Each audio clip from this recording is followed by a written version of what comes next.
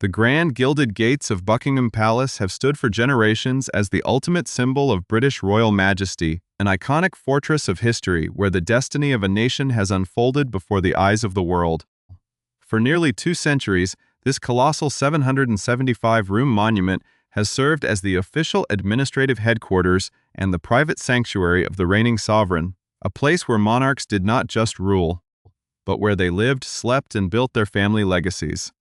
From the historic balcony appearances that galvanized a global audience during times of triumph and tribulation, to the quiet, heavily guarded private apartments hidden deep within the North Wing, the palace has always been considered the literal and spiritual home of the crown. It is a structure interwoven with the very fabric of global history, carrying the echoes of Queen Victoria, who first established it as the royal seat, and the late Queen Elizabeth II, who anchored her historic 70-year reign within its limestone walls. When a massive multi-million-dollar renovation project was launched years ago, the public assumed it was simply a necessary preservation effort to future-proof the aging infrastructure for the next generation of leadership, ensuring that the ancient wiring, plumbing, and heating systems would be safely updated for a new era. The world fully expected that once the extensive works were completed in the spring of 2027, the traditional rhythms of the monarchy would resume,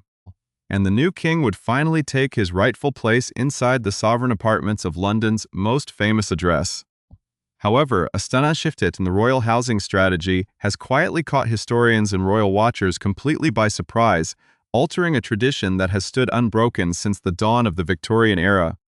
Behind the high stone walls and the meticulously guarded entrances, an entirely new philosophy of modern monarchy is taking root, one that challenges long-held expectations about where a British ruler should actually reside. The announcement, which came directly from senior palace officials, has sent ripples through the capital, sparking a deep fascination with how the royal family views its relationship with the vast spaces it inherits. Rather than returning to the historic palace as his main residence when the builders pack up their tools, King Charles III has made a definitive decision that marks a massive departure from the habits of his predecessors.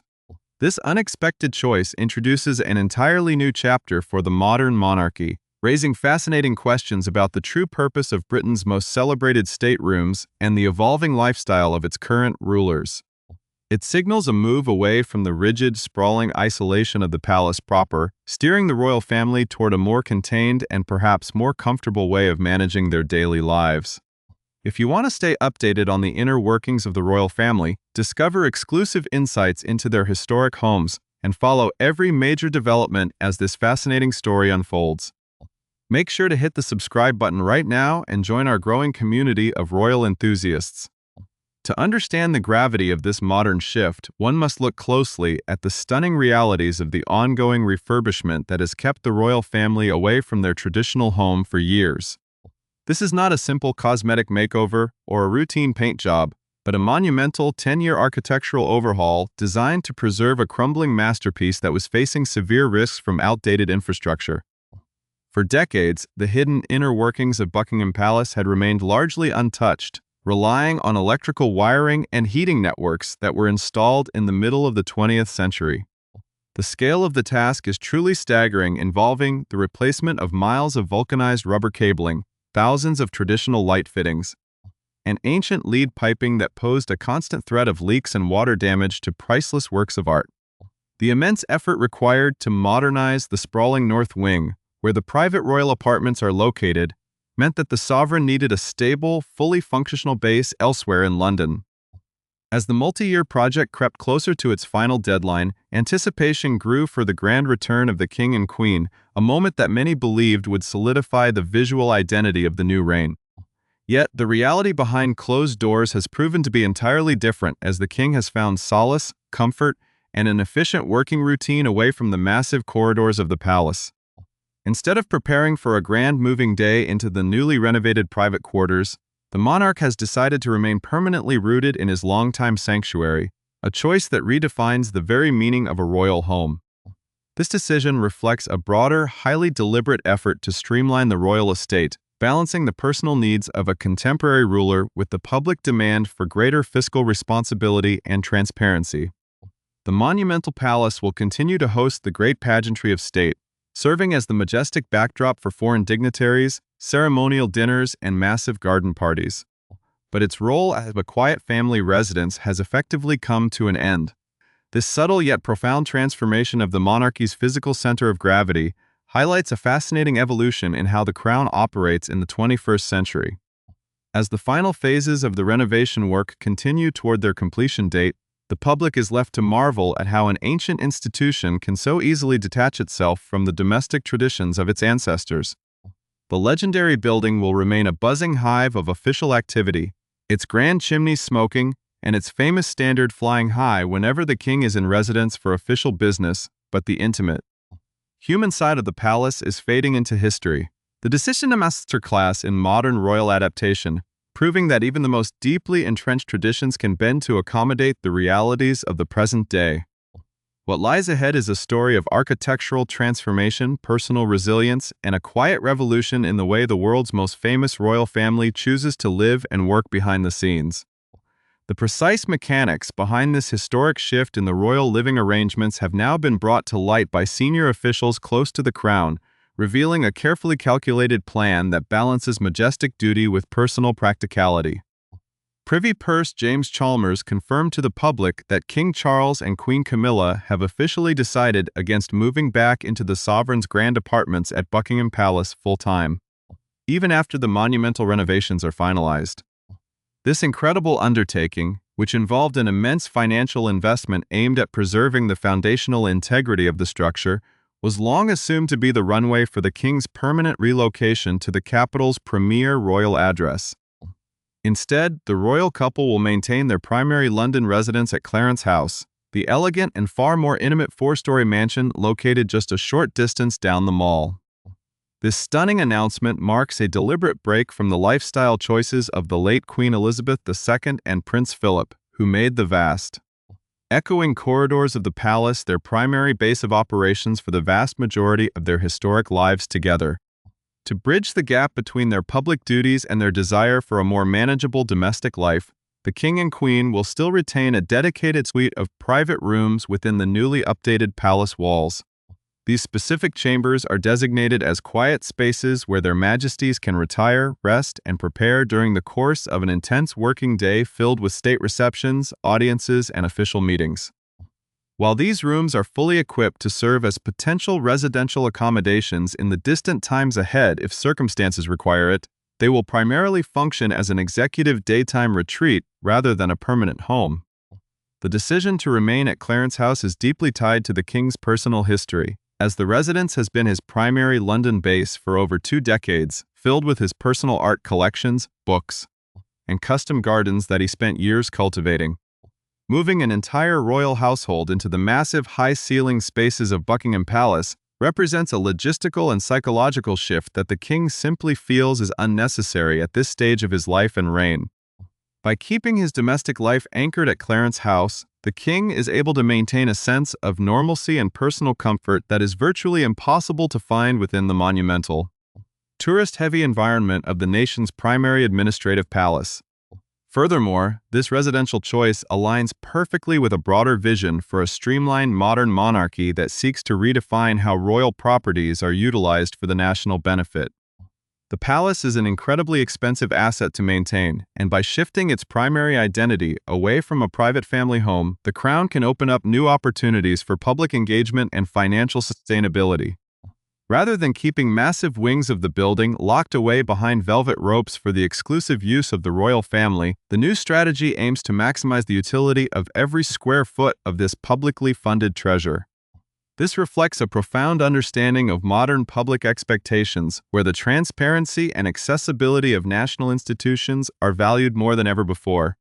The physical reality of Buckingham Palace is that it functions much more like a massive government department or a living museum than a cozy family estate, making it an exhausting place to actually live on a daily basis.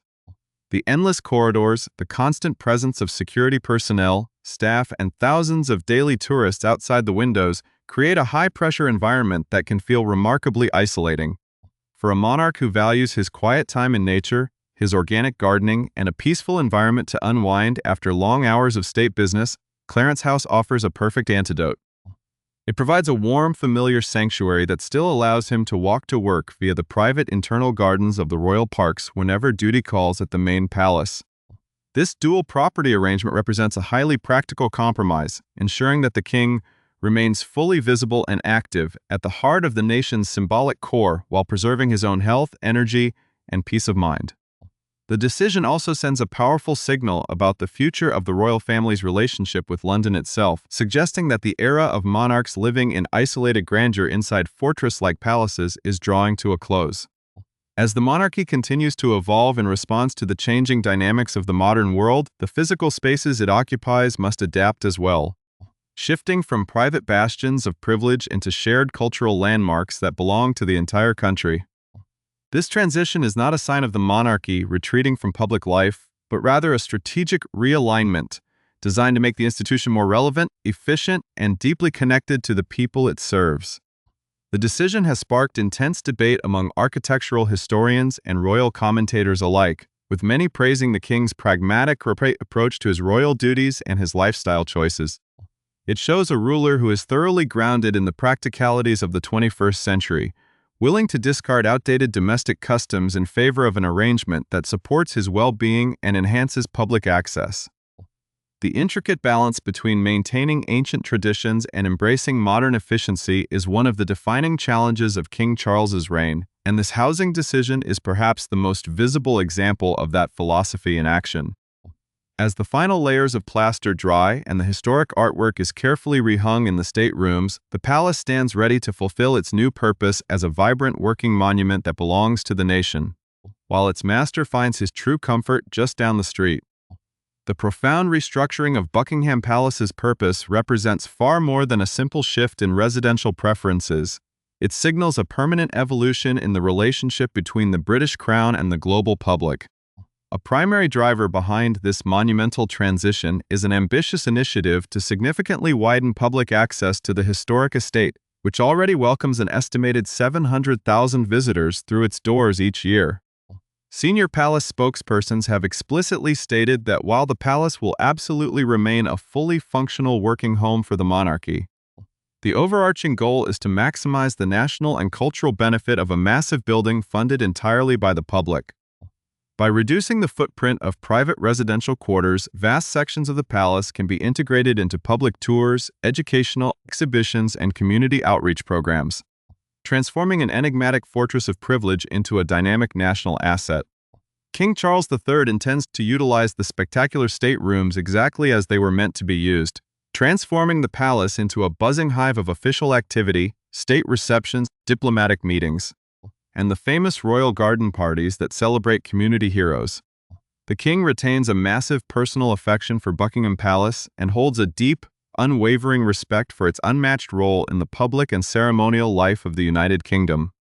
It will continue in every traditional way to be the beating heart and the symbolic epicenter of the British monarchy, acting as the grand stage where history is made, even if it is no longer the resting head of the sovereign. This philosophy of accessibility and modernization is not limited to the current reign, but has been fully embraced by the next generation of the royal family as well. Prince William and Princess Kate have reportedly made it absolutely clear that they have zero intentions of relocating their family to Buckingham Palace when William eventually ascends the throne. The Prince and Princess of Wales, along with their 3 young children, Prince George, Princess Charlotte, and Prince Louis, are firmly committed to remaining at their beloved country home, Forest Lodge in Windsor, which they consider their permanent forever home. This collective decision by both the current king and the future monarch represents a definitive generational shift away from the sprawling, isolating lifestyle path toward a more grounded, family-centric approach to royal life. This modern residential strategy unfolds against a deeply emotional backdrop, as King Charles continues to navigate his highly publicized journey with cancer, a health battle that has profoundly shaped his perspective on time, energy, and personal well-being. The king's diagnosis was courageously shared with the world in early 2024 following a routine procedure for a benign prostate enlargement, an act of transparency that won immense public admiration and broke centuries of royal secrecy regarding health issues. Throughout this challenging chapter, Queen Camilla has stood as an immovable pillar of strength.